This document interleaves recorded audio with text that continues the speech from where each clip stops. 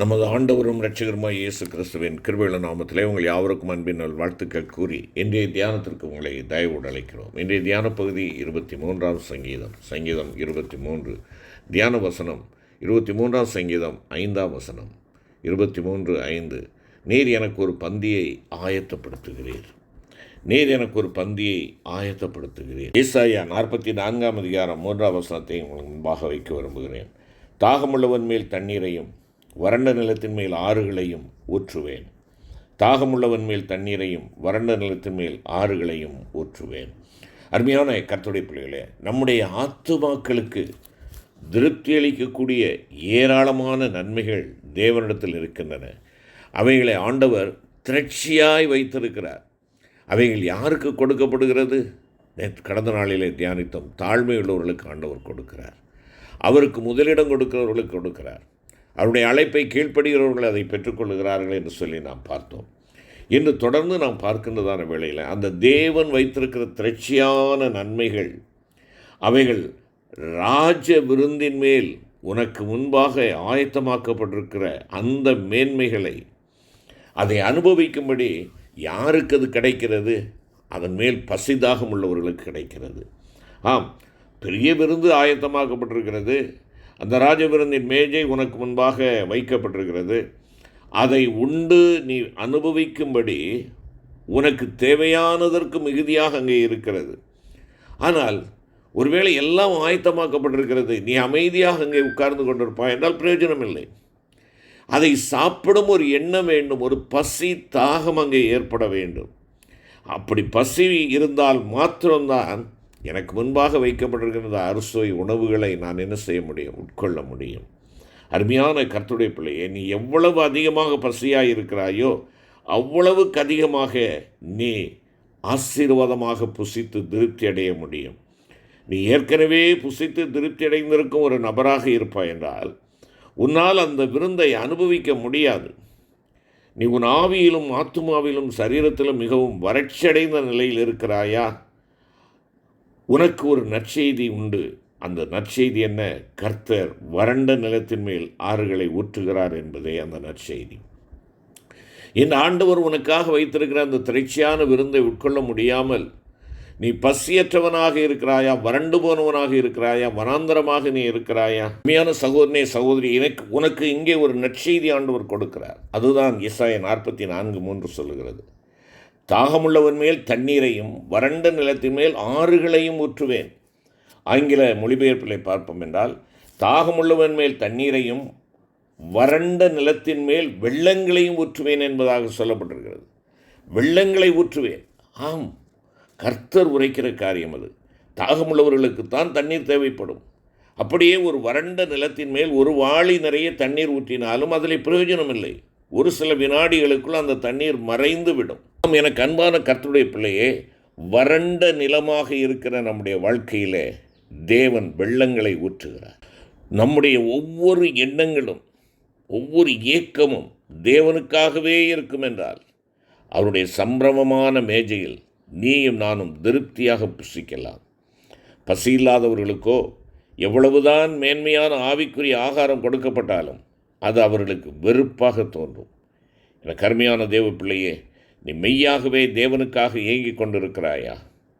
தேவனுடைய வசனத்தின் மேல் பசிதாக கொண்டிருக்கிறாயா? பரிசுத்தம், தாழ்மை, தேவ கிருபை, ஆழமான ஜெப ஜீவியம் ஆகியவற்றை நீ நாடி தவித்து கொண்டிருக்கிறாயா? அவ்வாறு இருப்பாய் என்றால் கர்த்தர் உன்மேல் ஆறுகளை பொழிந்தருளுவார். உனக்கு மெய்யானதொரு ஆவிக்குரிய பசித்தாகத்தை தரும்படி நீ ஆண்டவரிடத்தில் வேண்டிக் கொள்ள கடமைப்பட்டவனாக இருக்கிறாய். பரிசுத்த மத்தேயு 5:6 கூறுகிறது. ஆண்டவராக இயேசு சொல்லுகிறார், நீதியின் மேல் பசிதாகம் உள்ளவர்கள் பாக்கியவான்கள், அவர்கள் திருப்தி அடைவார்கள். உன் தேவன் உனக்கு திரட்சியாக வைத்திருக்கிற ஒரு காரியம் அதுதான். நீ பசித்தாகத்தோடு, நீதியின் மேல் பசித்தாகத்தோடு வருகின்ற பொழுது உனக்கு திருப்தியான ஒரு வாழ்க்கையை ஆண்டவர் கொடுக்கிறார். தேவன் எப்பொழுதுமே தம்முடைய நிறைவையே, அதாவது சமாதானம், சந்தோஷம், மகிமை, நன்மை போன்றவற்றின் நிறைவையே உனக்கு அளிக்க விரும்புகிறார். அவர் உன்னையும் என்னையும் மிக அதிகமாகவே சிறப்பான விதத்தில் பரிபூர்ணமாக ஆசீர்வதிக்க விரும்புகிறார். எனவே தான் ஆண்டவராய் இயேசு கிறிஸ்து யோவான் 10ஆம் அதிகாரம் 10வது வசனத்தில் சொல்லுகின்ற பொழுது, நானோ அவைகளுக்கு ஜீவன் உண்டாயிருக்கவும் அது பரிபூர்ணப்படவும் வந்தேன் என்பதாக கூறுகிறார். நல்ல மேய்ப்பர் தம்முடைய ஆடுகளாகிய நம்மை குறித்து கூறுகிறார். ஆம், ஆடுகளாகி நீயும் நானும் சங்கீதக்காரன் சொல்வது போல, என் ஆத்துமா கர்த்தருடைய ஆலய பிரகாரங்களின் மேல் வாஞ்சையும் தவனமாயிருக்கிறது என்று 84 சங்கீதம் 2வது வசனத்திலே அவன் குறிப்பிடுகிறதைப் போல நீங்களும் நானும் இந்த தவனத்தோடு இருக்கிறோமா? நம்முடைய வாஞ்சை யாரின் மீது அல்லது எதன் மீது அல்லது எந்த பொருளின் மீது இருக்கிறது? தேவன் மீது எந்த அளவு நீங்களும் நானும் வாஞ்சையோடு இருக்கிறோம்? அவருடைய பிரசன்னத்தை உணர்ந்து களிகூறும் அனுபவம் உண்மையானது. நாம் ஒவ்வொருவரும் இந்த அனுபவத்திலே வாழ முடியும். அமைதியாக இருந்தும் கம்பீரித்தும் அவருடைய பிரசன்னத்தை நீங்களும் நான் உணர முடியும். இதை நாம் அனுபவித்து கொண்டிருக்கிறோமா?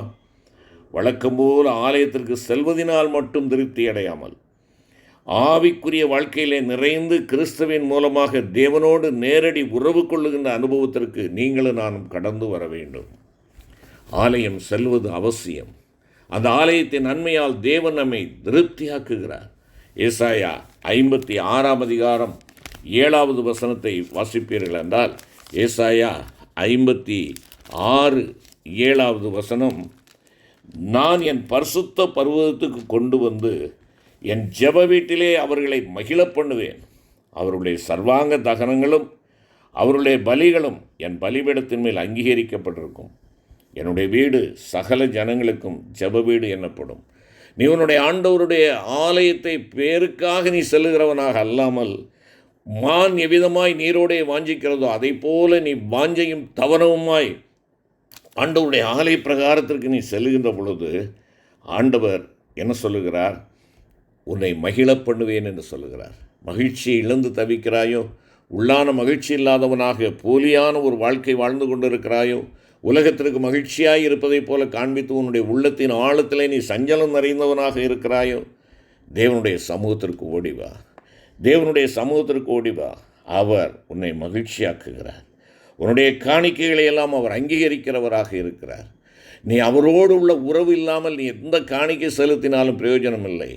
உன் காணிக்கை அங்கீகரிக்கப்பட அவருடைய பரிசுத்த ஆலயத்தின் நன்மையால் திருப்தியாக நீ அவரை உறுதியாய் பற்றி கொண்டு அவரிடத்திலே ஓடிவா. அது மாத்திரமல்ல, சங்கீதம் 65:4 நாம் பார்க்கிறோம், அவர் திருப்தியாக்குகிறவராக இருக்கிறார். உன்னை திருப்திப்படுத்துகிறவராக இருக்கிறார். ஆம், ஆண்டவருடைய ஆலயத்திற்கு செல்லுகின்ற பொழுது, ஆண்டவரை வாஞ்சிக்கின்ற பொழுது, அவர் அங்கே வேதம் சொல்லுகிற பாருங்கள், உம்முடைய பிரகாரங்களில் வாசமாயிருக்கும்படி நீர் தெரிந்து கொண்டு சேர்த்து கொள்ளுகிறவன் பாக்கியவான். உம்முடைய பரிசுத்த ஆலயமாகிய உமது வீட்டின் நன்மையால் திருப்தியாகும். திருப்தியான ஒரு வாழ்க்கை தேவன் உனக்காக ஆயத்தம் பண்ணியிருக்கிற திரட்சியான மேன்மையான விருந்தை நீ சுதந்திரித்துக் கொள்வதற்கு உன்னிடத்திலே வாஞ்சியும் தவனமும் இருக்க வேண்டும். சங்கீதக்காரன் 42 சங்கீதம் 1வது வசனத்திலே சொல்கின்ற பொழுது, மானானது நீரோடைகளை வாஞ்சித்து கதறுவது போல தேவனே என் ஆத்துமாவை உம்மை வாஞ்சித்து கதறுகிறது. அடுத்த வசனம், என் ஆத்துமா தேவன் மேல், ஜீவனுள்ள தேவன் மேலேயே தாகமாயிருக்கிறது. இன்று நம்முடைய தாகம், நம்முடைய நாட்டம், நம்முடைய தேட்டமெல்லாம் இதிலே இருக்கிறது. இங்கே ஜெபமாகவும் தேர்தலாகவும் இந்த சங்கீதம் அமைந்திருக்கிறதை நீங்களும் நான் உணர்ந்து கொள்ள முடியும். தாகம், கலக்கம், தேர்தல் ஆகிய வார்த்தைகள் மாறி மாறி வருகிறதை நாம் இங்கே பார்க்கிறோம். அருமையான கர்த்தருடைய பிள்ளைகளே, தேவன் மீது மிகுந்த வாஞ்சை கொண்ட ஆத்துமாவின் ஏக்கமாக இந்த சங்கீதமானது வெளிப்படுகிறது. நான் எந்த அளவு வாஞ்சையாக இருக்கிறேன் என்று நம்மை ஆராய்ந்து பார்க்கும்படியாக ஆண்டவர் கேட்கிறார். எப்பொழுதும் தேவனுடைய பிரசன்னத்தில் தொடர்ந்து வாழ்வதற்கு நம்மை அர்ப்பணிக்க வேண்டும். இந்த தாகத்தை தீர்க்க, தம்முடைய பிரசன்னத்தினால் நம்மை நிரப்ப தேவன் வெகு வாஞ்சையாக இருக்கிறார். அருமையான கர்த்தருடைய பிள்ளைகளை, நாம் வாஞ்சையாக இருந்தால் அதற்காக நம்மை தாழ்த்தி நம்முடைய பாவங்களை அறிக்கை செய்து விட்டுவிட்டு தேவன் நம்மை மன்னிப்பதை விசுவாசித்து ஊக்கமாக செபித்து ஆவியானவருடைய நிறைவை நாம் அல்லல் தட்டாது நமக்கு சொந்தமாக்கி கொள்ள நம்மை அவருடைய பாதத்திலே நாம் ஒப்பு கொடுப்போம். எனக்கு தேவன் வேண்டும் என்கின்றதான ஒரு நிச்சயத்தோடு, பசி தாகத்தோடு நாம் ஆண்டவரிடத்திலே ஓடி வர வேண்டும். அப்படிப்பட்ட பசி தாகத்தை தேவன் கனம் பண்ணுகிறவராக இருக்கிறார். கனம் பண்ணி உங்களை திரட்சியான விருந்தினாலே உங்களை நிறைப்பதற்கு அவர் ஆசையாக இருக்கிறார். ஆம், அந்த ராஜ விருந்தை அல்லல் தட்டி விட வேண்டாம். பரிசுத்த மத்தேயு 15ஆம் அதிகாரத்திலே அங்கே சிரபெனிக்கா பெண்மணி ஆண்டவரிடத்திலே தன்னுடைய மகளின் சுகத்திற்காக ஓடி வருகிறாள். அப்பொழுது ஆண்டவர் சொல்கிறார், அப்பத்தை எடுத்து நாய்க்குட்டிகளுக்கு போடுகிறது நல்லதல்ல என்று சொன்னார். அவள் என்ன பதில் சொல்கிறாள்? உண்மைதான் ஆண்டவரே, ஆனாலும் நாய்க்குட்டிகள் தங்கள் எஜமான்களின் மேஜையிலிருந்து விழும் துணிக்கைகளை தின்னுமே என்று கூறினாள். அந்தபடியே அவர் அவளுடைய மகளை குணமாக்கினார். அந்த இளம்பெண் சுகமடைவதற்கு மேஜையிலிருந்து விழும் துணிக்கைகளே போதுமானவையாயிருந்தன. அருமையான தேவ பிள்ளையே, மேஜையிலிருந்து விழுகின்ற துணிக்கைகளே போதுமானவைகளாக இருந்து அவளுக்கு சுகத்தை கொடுக்கக்கூடும் என்றால், தங்களுக்கென்று ஆயத்தமாக்கப்பட்டிருக்கும் மேஜையில் உணவருந்தும் பிள்ளைகளாகிய உங்களுக்கும் எனக்கும் ஆண்டவர் எவ்வளவு பரிபூரணமான கிருபைகளை கொடுக்கிறார், எத்தனை சுகத்தை கொடுக்கிறார், எத்தனை ஆரோக்கியத்தை கொடுக்கிறார், எத்தனை மேன்மைகளை கொடுக்கிறார் என்பதை நீ பட்டியலிட்டுப்பார். ஆம் தேவ பிள்ளையே, நீ ராஜாதி ராஜாவும் கர்த்தாதி கர்த்தரும் ஆயத்தமாக்கும் ராஜ விருந்தின் மேஜைக்கு முன்பாக அமர்ந்திருக்கிறாய். ஆனால் உனக்கு பசி இல்லை என்றால் நீ ராஜ விருந்தில் அமர்ந்திருந்தாலும் அதை புசிக்க முடியாது. நமது ஆண்டவர் உரைத்துள்ள மற்றொரு ஊமையில், தன் தகப்பனுடைய வீட்டை விட்டு தூர தேசத்துக்கு சென்ற இளையகுமாரன் பசியினால் வருந்திய போது, என் தகப்பனுடைய வீட்டில் கூலிக்காரருக்கும் கூட தேவைக்கும் அதிகமான ஆகாரம் இருக்கிறதே, அப்படி இருக்கிற நானோ பசியால் சாகிறேனே என்று தனக்குள் சொல்லிக்கொண்டு தீர்மானம் பண்ணி தகப்பனிடமாய் திரும்பி வருகிறதை நாம் பார்க்கிறோம். ஆம் தேவ பிள்ளையே, உன் பரமபிதாவானவர் உனக்காக ஆயத்தமாக்கி கொண்டிருக்கும் ராஜ விருந்தில் பங்கு பெறும்படி நீ வாஞ்சையோடு அவருடைய சமூகத்தை தேடி ஓடி வரமாட்டாயா? செபிப்போம். அன்பின் பரலோக பிதாவே, தேவருடைய ராஜரீக பந்தியிலே நாங்கள் பங்கு பெறுவதற்கு பசியோடு தாகத்தோடு ஓடி வருகிறோம் சுவாமி. ஆண்டவரே, திருப்தி செய்யாதவைகளுக்காக, எங்களை ஆண்டவரே பசியாற்ற முடியாதவைகளுக்காக நாங்கள் வருந்தி கொண்டு இருப்பதை விட்டுவிட்டு, எங்கள் தேவனுடைய சமூகத்திலே எங்களுடைய பசியில்லாத ஒரு வாழ்க்கை உண்டு என்று சொல்லி உம்முடைய சமூகத்தை நித்தமும் நாடி தேட நீர் எங்களுக்கு உதவி தாரும். மீட்பர் இயேசுவின் மூலம் வேண்டிக் கொள்கிறோம் பிதாவே. ஆமேன்.